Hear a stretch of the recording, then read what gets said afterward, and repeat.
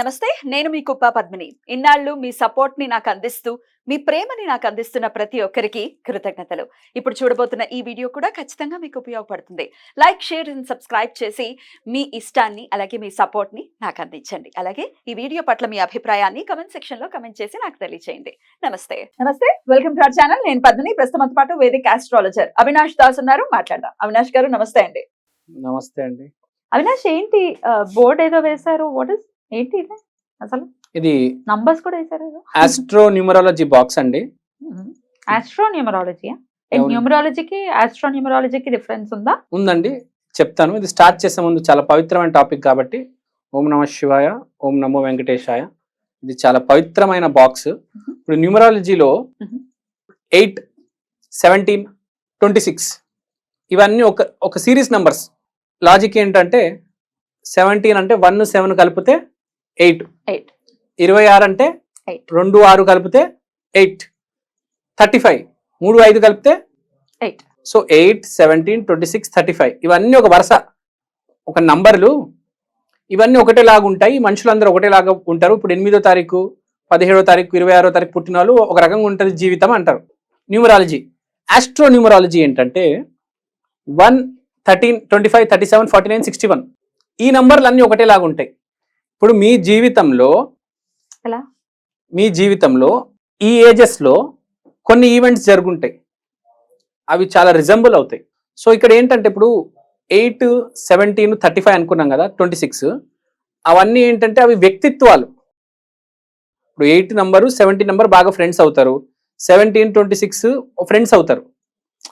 ఇదేంటంటే ఇల్లులు. Astrology house, 1st, 2nd, 3rd, 4th, 5th, 6th, 12 houses. So ఒక్క house లో కొన్ని నంబర్ స్టోర్ అయి ఉంటాయి. సో మీకు జరిగిన ఈవెంట్స్, ఇప్పుడు 16th ఇయర్ లో జరిగిన ఈవెంట్ 28th ఇయర్ లో కూడా జరుగుతుంది. అయితే 4th డేట్ ఆఫ్ బర్త్ ఉన్న వాళ్ళకి ఇవి మీరు చెప్పేది. 4th డేట్ ఆఫ్ బర్త్ ఉన్న వాళ్ళకి కాదు. ఎట్లా? ఇప్పుడు మీ జీవితంలో, ఇప్పుడు ఫర్ ఎగ్జాంపుల్ మీకు 11వ ఇంట్లో చంద్రుడు ఉన్నాడు అనుకుందాం. 11వ ఇల్లు ఎక్కడ వచ్చింది? ఇక్కడ.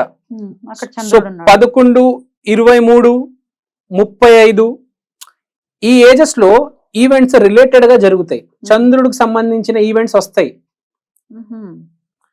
ఆ ఏజ్ లో సేమ్ ప్రాబ్లమ్స్ వస్తాయి, సేమ్ సొల్యూషన్స్ కూడా వస్తాయి. ఇప్పుడు మీకు 35 లో ఒక ప్రాబ్లం వచ్చింది, దాని సొల్యూషన్ ఏంటో తెలియదంటే దాని వెనక 11th ఇయర్ కి వెళ్ళిపోండి. అప్పుడు మీకు గుర్తొస్తుంది, అరే నాకు ఇలాంటి ఈవెంట్ జరిగింది, నేను దాన్ని ఎలా సాల్వ్ చేశాను. కొందరు ఇరుక్కుంటారు. Same solution.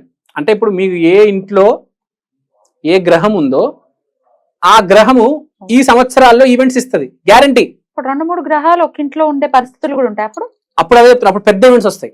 2-3 గ్రహాలు ఫస్ట్ హౌస్ లో ఉంది, లగ్నంలో. అమిత్ షా గారికి కుజుడు లగ్నంలో ఉన్నారు. సో 1, 13, 25 ఆ సంవత్సరాల్లో అతనికి ఈవెంట్స్ వచ్చి ఉంటాయి.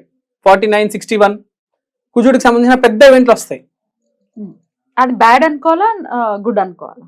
సో బ్యాడ్ గుడ్ అనేది మీ కర్మ బట్టి ఉంటది, కానీ ఆ సంవత్సరము ఆ గ్రహానికి సంబంధించిన ఈవెంట్ ఉంటది. అది బ్యాడ్ ఉన్నా దాన్ని మీరు గుడ్ గా మార్చుకోవచ్చు. ఎందుకంటే మీరు పాస్ట్ చూసుకుంటే మీ లైఫ్ లో ఇప్పుడు మీకే 2-3 గ్రహాలు ఒక ఇంట్లో ఉండొచ్చు. మీరు క్రాస్ చెక్ చేసుకుంటే మీకు ఆ ఈవెంట్స్ కనపడతాయి, దాని సొల్యూషన్స్ కూడా వచ్చి ఉంటాయి. మళ్ళీ నెక్స్ట్ ఎప్పుడెప్పుడు జరగబోతుంది, నెక్స్ట్ ఏం ఈవెంట్స్ రాబోతున్నాయి ఆ ఇయర్ కూడా రాశాను నేను. ఇప్పుడు ఇది ఉంది 11, 23, 35, 47, 59, 71. ఇప్పుడు 35th ఇయర్ లో ఒక ఈవెంట్ వస్తుంది, 23rd ఇయర్ లో దానికి రిజంబులెన్స్ ఉంటుంది. So this is astro numerology. ట్రికీగా ఉంది.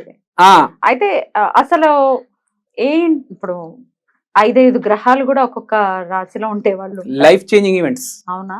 లైఫ్ చేంజింగ్ ఈవెంట్స్ జరుగుతాయి. 5 గ్రహాలు ఒకటే రాశిలో ఉంటే పెద్ద ఈవెంట్స్ జరుగుతాయి.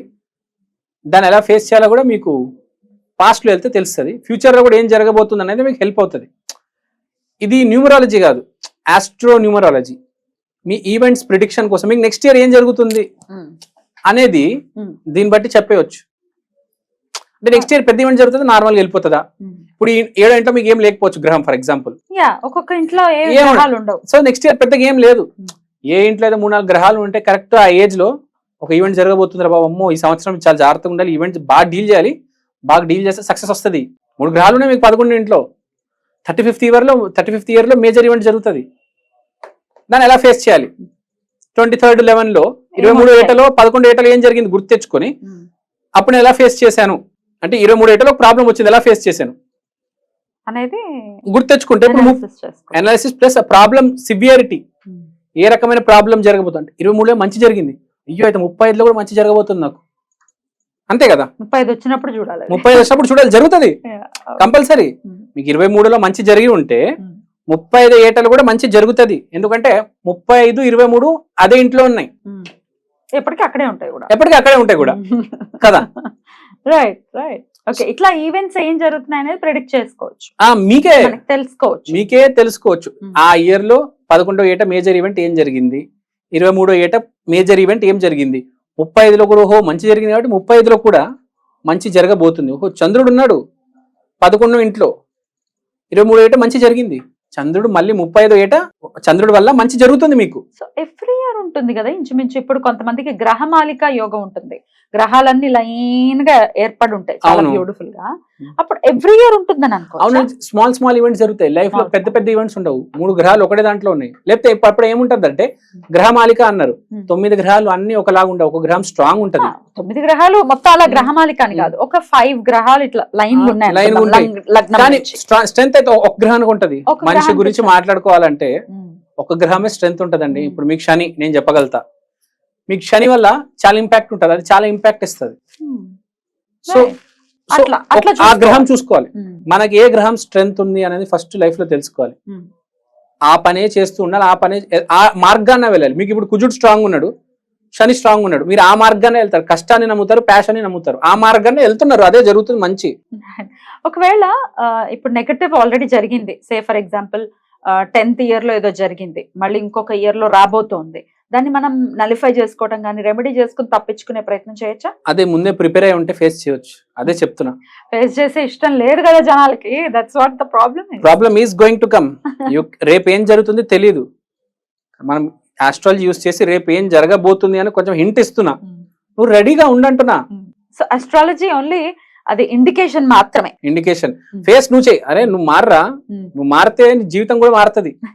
నువ్వు తప్పు చేసావు కాబట్టి నీకు 10 ఏటలో తప్పు జరిగింది, ఈసారి 22 ఏట 34 ఏటలో నువ్వు దాన్ని సరిదిద్దుకోలేవా? ఆ హౌస్ స్ట్రెంత్ అవుతుంది, ఆ ఇల్లు బలం వస్తుంది, ఆ ఇంటికి గ్రహం కూడా ఇంప్రూవ్ అవుతుంది, జీవితం మారుతుంది, కర్మ మారుతుంది. బ్యూటిఫుల్ అవినాష్, అసలు చాలా కొత్త సబ్జెక్ట్ డెఫినెట్ గా.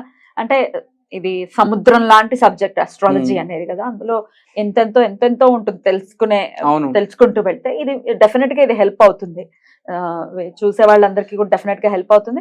ఎవరైతే నెగటివ్ గా వచ్చే పరిస్థితి కనుక ఉంటే డెఫినెట్ గా మనలో మార్పు తెచ్చుకుని, వ్యక్తిత్వంలో మార్పు తెచ్చుకుంటే డెఫినెట్ గా నలిఫై అవుతుంది. బ్యాడ్ ఈవెంట్ ఏదైనా వచ్చేటట్టయితే నలిఫై అవుతుంది అని చెప్తున్నారు, అంతేనా? అంతే. ఒకటి చెప్తాను, కామన్ మై ఆడియన్స్ కి ఇప్పుడు నేను చెప్పింది ఏమీ అర్థం కాకపోవచ్చు, కానీ సింపుల్ గా ఈ డైమండ్స్ లో మీకు ఏదో ఏ ఏటలో అయితే ఏదైనా ఈవెంట్ జరిగిందో నెక్స్ట్ వచ్చే నంబర్ లో కూడా అదే ఈవెంట్ జరగబోతుంది.